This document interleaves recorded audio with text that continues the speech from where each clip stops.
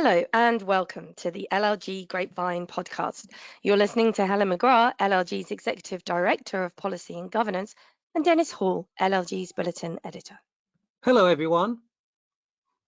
Now, in a week where the COVID inquiry continues to hear evidence, the PM's Rwanda plan reveals tensions, and Robert Jenrick says goodbye. I'm wondering what the impact of AI will be on the politicians of the future. But lawyers might need to be concerned. Dennis. Well, Helen, interesting that you should ask, but here's a slightly different slant on the artificial intelligence story that we've been covering. It is reported that solicitors rank high on government's list of AI-impacted jobs. Here's more on this. Solicitors with a head for heights may consider retraining for a new career after perusing the government's latest prediction about the impact of artificial intelligence. Because according to a study published by the Department for Education, roofers, roof tilers and slaters are second only to sports players in the list of jobs least likely to be replaced by artificial intelligence. Solicitors, by contrast, rank second on the list of occupations most exposed to the breakthrough AI technology known as large language modeling, behind telephone salespersons. And in the list of jobs most exposed to artificial intelligence technology in general, solicitors rank 12th, 3 places behind what are described as legal professionals. However, lawyers may take comfort from the fact that the list is headed by management consultants, financial managers, and chartered accountants. The report, produced by the Unit for Future Skills in the Department for Education, gives occupations an AI occupational exposure score calculated with a formula that aggregates the abilities of AI technologies with the abilities, prevalence, and importance in a human occupation. And one of the aims is to map training routes that lead to the most and least impacted jobs. Now, while stressing that the exposure score is based on a number of assumptions and should be interpreted with caution, it concludes that the occupations most exposed to AI include more professional occupations, and particularly those associated with more clerical work and across finance, law, and business management roles. Interesting. Helen. Now, in other news, the government has issued a response to the Electoral Commission's report on the May 2023 local elections. So the Electoral Commission made a number of recommendations, and I'm just going to pick up on a couple of them here to provide an oversight of the government's position in respect of the more pertinent ones. But if you are involved in planning the elections process, you should definitely take a look at the entirety of the response. So back when recommendation 1 from the Electoral Commission was to increase awareness of the support available for disabled voters, the government noted that there is some evidence that levels of awareness of the support and equipment available, especially in polling stations, is still lower than it could be, and that this includes awareness of both the new accessibility measures and the existing provisions that are available, such as the possibility of asking a companion or polling station staff for help with the voting. And that provision will have maximum positive benefit if electors are aware of what is available and how to make use of it. So the government will increase awareness and work with organisations and returning officers, it says, to consider the best levers to increase awareness amongst disabled people of the new support and assistance available to them. Now, recommendation 2 was a call for the review of the list of accepted ID at polling stations. And in response, the government has stated that it's always been clear that the list of accepted identifications needs to strike the right balance between security and accessibility. And it also needs to be manageable by staff in polling stations. This is the balance they say they're trying to achieve with the current list of 22 identification documents. Following the local elections in May, the government undertook a review of the list of accepted forms with the intention of identifying and exploring any further possible additions. Its latest research indicates that the groups with the highest proportions of people without an accepted form of photographic identification were those not registered to vote at 10%, those with a disability which prevents them from voting in person again at 10%, council renters at 8%, those who rarely or never vote at 7%, and those with a disability which limits their activities a lot at 6%. From these considerations, the government states it's been unable to identify any additions that would succeed in significantly increasing coverage in the groups identified. And then lastly, recommendation 7, the electoral community should take action to protect voter trust and confidence in the democratic system, of which the government says to assist candidates and campaigners in participating freely in the democratic process without fear of intimidation. The government introduced a new 5-year disqualification from holding or standing for an elected office where acts of intimidation have been committed. These new regulations came into force on the 1st of November, and the disqualification applies where a person is convicted of an existing criminal offence of an intimidatory nature and where the offender was motivated by hostility towards a candidate, future candidate, substitute or nominee. The relevant offences are listed in Schedule 9 of the Elections Act 2022, and the list includes malicious communication offences, such as sending communications with intent of causing distress or anxiety. So there you have it. Now, amongst metrics, the government is trying to capture and indeed have set up Oflog to achieve its performance. However, at a time when council finances are in the spotlight, the way in which councils are collecting non-paid council tax is the focus of a government committee. Dennis. Helen, indeed it is. Council tax enforcement is in the news with a critical report from the Levelling Up Parliamentary Committee, and here's the detail on this. Local authorities should not be aggressively chasing council tax arrears from households that can least afford it. So says the Levelling Up Housing and Communities Committee, amid reports that some councils have been adopting heavy-handed tactics to recover debts. In a report published on the 1st of December entitled Council Tax Collection, the committee acknowledges pressures on local authority finances and household budgets. And the committee has called upon the government to take steps to ensure councils understand that they are not required to demand immediate in-full payment from individuals who are in arrears. The report also recommends that the government should change the law to state the principle that collection of council tax arrears should be based upon a resident's ability to pay. The report notes that in January 2021, Citizens' Advice found that arrears had risen sharply as many individuals had lost their jobs or received pay cuts in the economic fallout of the COVID-19 pandemic. The report welcomes the progress made in establishing a new Enforcement Conduct Board as an industry oversight body, and it recommends that local authorities should only engage with enforcement agents accredited by the board. However, the report expresses concern that barriers to data sharing are impeding councils' efforts to identify vulnerable residents. And in response to this, the government is recommended by the committee to widen the rollout of the Digital Economy Act pilots in order to improve data sharing to help identify households in financial need.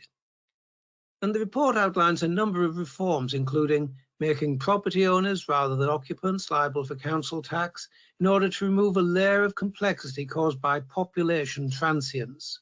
Second, making the system fairer by revaluing properties. Third, introducing new council tax bands to reduce unfairness. Clive Betts, chair of the Levelling Up Committee, said, enforcement action should absolutely be a matter of last resort, and heavy-handed tactics to recover council tax debt are not acceptable. The government should stamp out the prospect of poor enforcement behaviour by considering the case for a statutory code for the enforcement agent industry. Helen. Well, there are national standards and local codes of practice, including local authorities' own codes, of course, but a statutory code would standardise practice across authorities. Revisiting the valuation of properties given the length of time since that's happened, 1991 in England and 2003 in Wales, would need to factor the cost of housing prices since that time. Now, the House of Commons Library have published a research brief entitled Devolution to Local Government in England. It summarises the main developments regarding the process of devolution of powers to local government within England since 2014. It covers the devolution deals agreed by the government and local areas up to November 2023, including the powers to be devolved, the procedures required for devolution to take place, and reactions to the policy from the local government and policy-making worlds. The report states that a number of reports in the late 2010s and early 2020s advocated extending and/or standardising the process of English devolution, including the provision of broader powers to more geographical areas. Now, there have been 3 recent studies I want to draw your attention to, Dennis. So first, the think tank, the Centre for Progressive Policy, published a report in November this year entitled Funding Fair Growth. And this proposed that 2% of income tax revenue, which is about 5.6 billion per year, should be transferred to upper tier authorities. This should be followed by 2% of corporation tax and VAT revenue. And in total, these sums would make up about 11.8 billion by 2026-27. Half of the income tax revenue would be retained in the authority in which it was raised, 40% redistributed amongst authorities, and 10% would be ring-fenced for capacity building.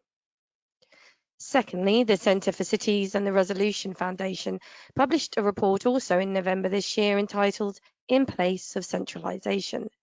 This report proposed an advanced devolution deal for Greater London, Greater Manchester, and the Northern Mayors. The Moralities would receive powers over spatial planning, including a new flexible zoning planning system, commuter railways, waste management, licensing, and the night economy. The report also proposes assigning a varying share of income tax receipts to the 3 areas, together with full retention of business rates revenue and control over the business rates multiplier. The mayors would also have full freedom to reform council tax in their areas. And thirdly, the Kennedy School at Harvard University published a report in October entitled Why Hasn't UK Regional Policy Worked? Amongst its key findings, the report concluded that the UK government in Whitehall has relied too heavily on centralised approaches to driving up productivity and delivering more balanced regional growth in England, and that current cross-party support for the combined authority model in England means the institutional basis for regional growth is stronger than it has been for a long time. Now, in completely other news, Dennis, you've been examining a very interesting case concerning the removal of dangerous cladding. Indeed, I have. The Chaplair case has been all over the legal media last week and will interest construction lawyers, housing and litigation specialists, and it concerns the removal of dangerous cladding from a residential block of flats in London. It's the first case of its kind, and you'll find the detail in the bulletin, but here are the key elements. The case of Newham LBC against Chaplair was a prosecution under Section 30 of the Housing Act 2004 for failure to comply with an improvement notice. Specifically, Chaplair failed to remove dangerous cladding from a residential block by the deadline specified in that notice. Chaplair defended itself by raising the available statutory defence of having a reasonable excuse for the failure to meet the deadline. And the trial was entirely concerned with whether the circumstances of the failure to carry out the works amounted to a reasonable excuse. The judge, Deputy Chief Magistrate Ikram, found that they did not. Chaplair was ordered to pay a fine of £30,000 for the failure to remove the cladding, as well as a substantial contribution to Newham's costs. The cladding has all now been removed. Let's cut to the chase on this. What can we learn from this case and the provisions of the Housing Act 2004 that were involved? One issue concerned variations. Parties can ask for variations at any time, and clear responses should be given to any such request. Bear in mind the duties under the Regulator's Code, as this was discussed in the judgment in particular. If the issues are raised by parties, deal with them quickly and keep notes in writing of any decisions made, since the same matters might reappear later as part of a defence of reasonable excuse. Notices under the Housing Act 2004, and specifically Part 1, are concerned with the protection of occupiers, especially post-Grenfell. Failure to comply with them is serious.